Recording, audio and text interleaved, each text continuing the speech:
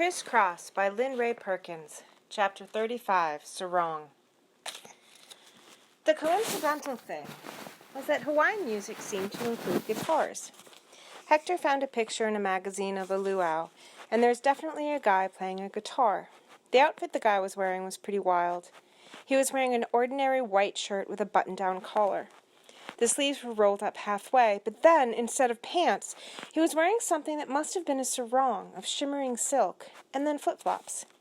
He also wore, of course, a lei of flowers.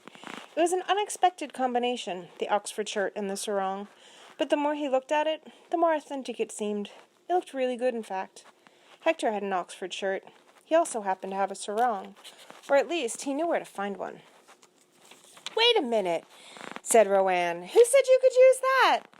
Will you help me tie it?" He showed Rowan the picture in the magazine. "I have a gig at a luau," he said. "Actually, it's just a block party, but they're roasting a pig." "Someone hired you?" she asked. "Not exactly," he said. "Actually, they don't even know I'm coming. Well, Phil knows. It's on his street." "I see," said Rowan. She studied the picture carefully. They tried several approaches to wrapping her India print bedspread around Hector before they came up with an arrangement that both resembled a sarong and would not fall off. "Your cutoffs are making it lumpy." "I'm not taking off my cutoffs," said Hector. "Well, can you at least take your wallet out of your pocket?" "The shirt hangs over that part anyway. It won't show. Can I borrow your flip-flops?" When Hector put on his shirt and slung the guitar over his shoulder, he and Rowan were both surprised at how well he had turned out. The fabric was bunched up in some uncomfortable places that made him think that the Hawaiian guys must do it a little differently, but visually it had the right effect. "It would be even better if I had lei," he said. "Oh well," said Rowan. "You have nice calves," she observed. "No, really," she said, when he looked to see if she was being sarcastic. "It's interesting. I don't know why, but wearing a skirt makes your legs suddenly seem very masculine. Too bad you don't live in Hawaii, because except for this special occasion, I don't think you could pull it off here." In the light of that thought, she added, "Do you want to ride?" "It's only a 15-minute walk," said Hector. 15 minutes in Seldom in a sarong?" said Rowan. Hector wasn't worried about walking around Seldom in a sarong. He had always been able to get away with things. The flip side was that no one took him seriously, but he wasn't worried about that right now either. "It's okay," he said. "I can do it. But can you pick me up later? Like at 10:30 or 11? Unless I call earlier."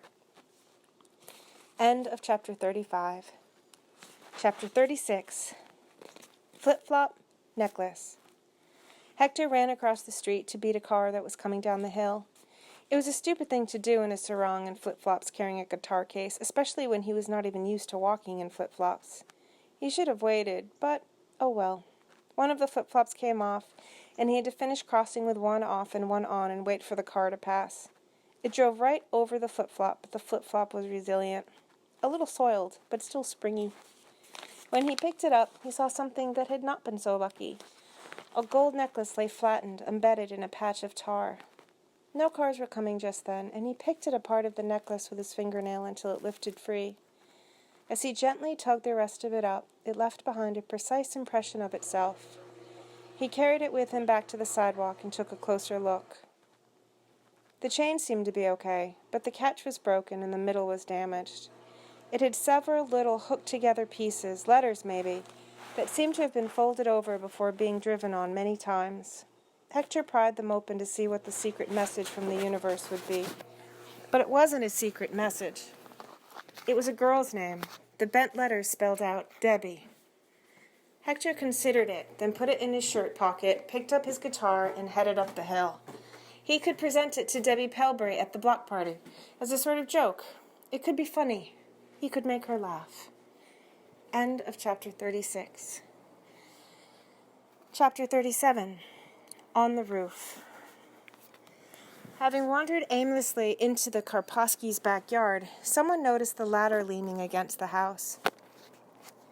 Almost, but not quite, without thinking, they climbed it, up onto the lower part of the roof, then from there to the highest section of the split-level roof. They sat up there like a flock of large birds along the peak, roosting in the dark. Hector had removed his sarong for easier climbing and wrapped it around his shoulders like a shawl. The adults down at the block party floated through the mellow-colored lights, like fish in an aquarium.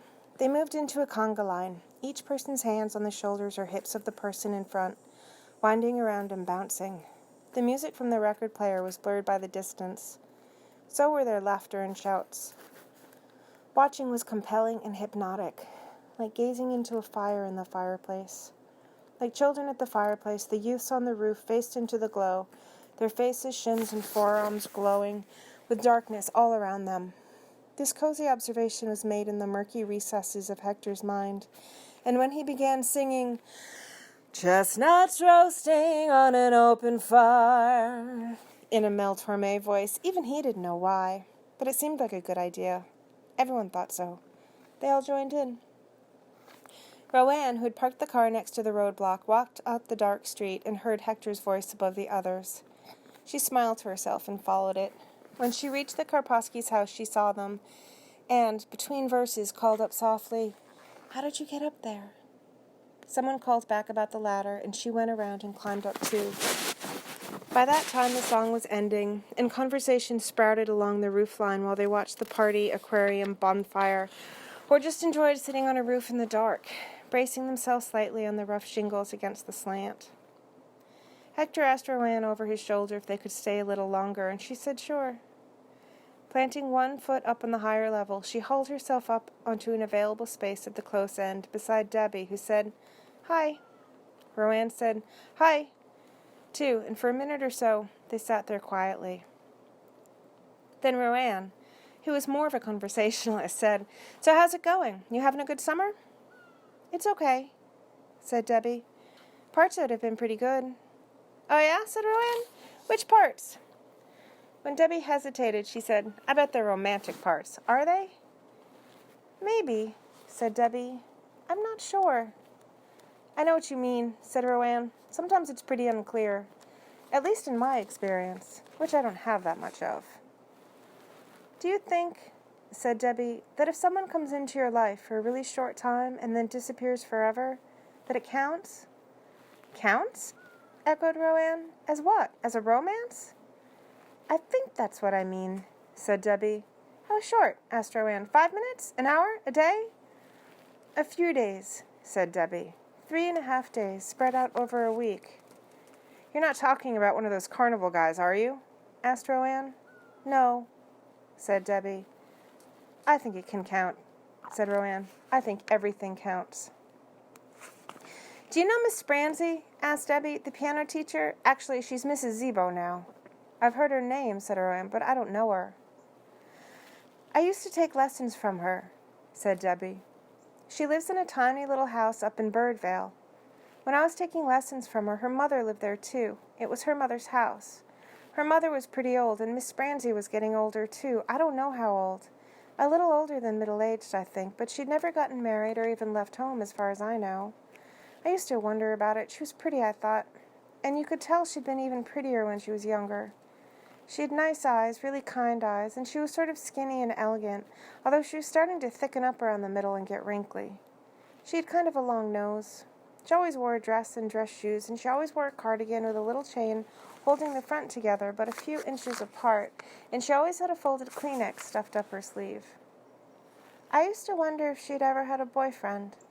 If she'd gone out on dates when she was younger. I wondered if someone had broken her heart and she could never love anyone again. Or maybe she'd loved someone and he'd died. The piano was in their living room. The living room was tiny and the piano was a baby grand. There was an organ in there too. There were doilies and Afghans everywhere. I think the two of them crocheted all the time. I remember seeing an article in the Sunday paper about drawings and paintings made by people who were mentally ill.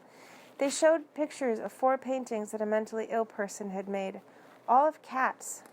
"I saw that," said Rowan. "The first painting looked pretty normal. The cat looked like a cat, but as the person fell deeper into mental illness, it was schizophrenia, I think, there started to be jagged electric outlines around all of the shapes, and in each painting there were more and more of the jagged outlines in these wild neon colors until the cat almost completely disappeared." "Except for its eyes," said Debbie, "and its pointy ears." "Right," said Rowan.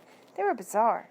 They were beautiful in a way, so that you almost thought, oh, this person is mentally ill, but it's okay because they can live in their own world and make these beautiful paintings. But then there was also something scary about the painting, so you knew that it was a scary world and that the person needed to be rescued. That's true, said Debbie. But I guess I wasn't thinking about the scary part. I was just thinking about the bright colors right next to each other, so they made your eyes vibrate, and how the patterns became so complicated that you had to look to find the cat. Because I saw the article, and a couple days later I went in for my lesson, and when I walked in the door, there were all the Afghans everywhere, and fluorescent stripes and neon patterns, and with the white doilies on dark wood, and the patterns in the wallpaper, and the rug, and the upholstery fabric, Miss Branzi and her mother in their patterned dresses almost disappeared into the room, until they moved. It reminded me of those paintings. It almost seemed like a form of camouflage. Roanne laughed. Camouflage by Afghans, she said. Something like that, said Debbie. Anyway, I stopped taking piano lessons around then. I wasn't practicing, and it seemed silly to be paying for lessons. But a few months later, old Mrs. Branzi died. And a few months after that, Miss Branzi got married. She got married to a truck driver she met at a bowling alley, maybe in her navy blue dress with tiny white polka dots and her folded Kleenex stuffed up her sleeve. I couldn't imagine her picking up something heavy like a bowling ball, let alone throwing it. I couldn't imagine her striking up a conversation with some big, bulky guy. Because he was a big, bulky guy. He was a guy who said use. Maybe someone introduced them, said Roanne. Maybe, said Debbie, but I remember thinking that it just didn't sound right. It didn't sound like a good match. But I went there one day. I think it was a Saturday morning, and I'd walked up to the library, and something came over me, and I just thought I would knock on the door and say hi. They were frying donuts, and they invited me in. The husband's name was Art Zisbo, and he was very jolly and friendly. And Miss Branzi, or now she was Mrs. Zisbo, I guess, was very jolly too. She seemed softer and rounder and bouncier. They were having the best time. I had fun too. We all sat there sifting cinnamon sugar onto donuts as they came out of the deep fryer and eating them. We ate this amazing amount of donuts. The house seemed different than before. There seemed to be less Afghans and doilies, and there were man-things around, like work boots by the door and a thermos on the counter and a big plaid jacket. Also, it was morning, so there was sunlight pouring in, but there was also a kind of life that wasn't there before. They had only been married 6 months when Mr. Zisbo had a heart attack and dropped dead, right at the bowling alley. When I heard about it, I felt terrible. I thought her life now would be so lonely and heartbroken and cold. But I saw her again, and she seemed still happy, still soft and rounded and relaxed, like she'd been in the kitchen on the day we had donuts. And I think it's because she had been loved. Even though it wasn't for very long, maybe it was enough. Mr. Zisbo hadn't left her or stopped loving her. There had been, like, a mechanical technical failure, something no one could help. This probably sounds stupid. I know I'm still young and there's a lot of time for things to happen, but sometimes I think there's something about me that's wrong. That I'm not the kind of person anyone can fall in love with, and that I'll always just be alone. But I think if I knew someone was going to fall in love with me when I'm 53 or something, I think I could wait. Maybe. If I knew it would at least happen. Roanne made a sound in the back of her throat. Without opening her mouth. I think everyone feels that way sometimes, she said. It's not stupid. For a minute or two they were quiet. Then Roanne said, I have a story about love too. She paused, squinting a little as the story organized itself in her mind. There's a girl where I work, she said. But first I have to tell you about my job. It's just for the summer. Thank God, or I would shoot myself. 15 of us show up every morning at 7:30 and we sit at rows of desks. Each of us has a stack of cards and we sit there all day, 8 hours, and type what's on the cards onto the computers. You can say a few words to the person next to you, but there's a supervisor, Vicky, and she makes sure everyone keeps typing. There's no windows. You can't see out. It's like sensory deprivation. 8 hours of typed cards, plywood walls, buzzing fluorescent lights, and wrinkled black carpet, and the radio. Every time a song comes on that I like, and I can feel my spirits lifting, Vicky switches it to something horrible and turns up the volume. Then I can hear everyone singing along while they type. They all like the same horrible music. Sometimes I go into the bathroom and just sit there in the cubicle, daydreaming that someone will drive up in a little red sports car and rescue me. When I leave at 4:30 in the afternoon, I go out the door and the hot, smelly air and the dirty sidewalk feel like beauty and freedom. I want to kiss the pavement. "Why do you keep working there?" asked Debbie. Roanne seemed to her to be a person who would never let herself be stuck where she didn't want to be. "I thought it would be better than waitressing," said Roanne. "Now I'm not so sure. But I'm only there until the end of August. For most of them, this is it. This is life. It's what you do after high school. And they all pretty much think it's okay. Not great or anything, but okay. Where if I thought that was it, I'd melt into a blithering idiot. We all bring our lunches and pull chairs up around a table in the front of the room and eat. You can go out, but there's only half an hour and you would have to spend money. Sometimes I do it anyway. But usually I sit there and eat my sandwich and listen to everyone talk about their boyfriends. They talk about their boyfriends all the time, and they talk about them as if they'd been married for 20 years. I'm sort of a freak there because I don't have a boyfriend and I'm going to college. I think they feel sorry for me for both reasons, and because I have short fingernails. I used to try to join in the conversation, but my perspective is just too weird for them. The only topics where I found I can speak pretty freely without blowing anyone's mind are the weather and food. I can say I could just live on Fritos and Oreos, and they're all with me, because they're basically nice people. They want to include me. They just can't imagine why anyone would read a book of their own free will. So mostly I eat and I listen to them talk. There's a girl there named Becky. At the beginning of the summer, she always talked about her boyfriend, Rick. My first reaction was, wow, even Becky has a boyfriend. What's wrong with me? Because you might call her a loser. I mean, I know that sounds mean, but it's hard to put your finger on. She doesn't have a lot going for her. The lights are on, but nobody's home. So Becky would always say something about Rick, and everyone would smile and nod and say, oh, that's nice. Or if she was mad at Rick, they would say, oh, you shouldn't put up with that. Tell him where he can go. Stuff like that. There's something odd about it, but I didn't think too much about it. The feeling I got was that no one really liked Rick, but they figured he was the best she could do. Then she told us all that she and Rick were getting married. She was quitting. Rick didn't want her to work. She gave 2 weeks' notice. Her last day would be Friday. We had a little party for her that day after work. There was a cake, and we all chipped in to buy her some flimsy, frilly nightgown set, and she was so happy, so excited. Then she was gone. But a couple days ago, she was back at work. I figured Rick decided they needed 2 incomes after all. At lunch, I asked her how the wedding went. I'm thinking, oh goody, finally I get to say something besides I like food. And she seemed to shrink or melt a little bit, and immediately everybody was talking about something else. I thought, uh-oh, something must have gone wrong. They must have had a fight or something. They had fights all the time. So a little later, I went up to Vicky's desk to trade in my stack of cards for another one, and I asked her, really quietly, did Becky and Rick have a fight? Did they not get married? She looked at me as if I were a moron, a nice moron, and said, there isn't any Rick. She made it all up. She makes them all up. It blew me away. They all knew, and they had a party for her, a cake, presents. And when she came back, because she had to, she needed the money, no one said a word.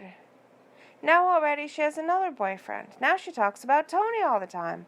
And they all sit there and say, oh, that's nice, or whatever. She hesitated. I think it's sad and pathetic that Becky feels like it's so important to have a boyfriend that she makes one up.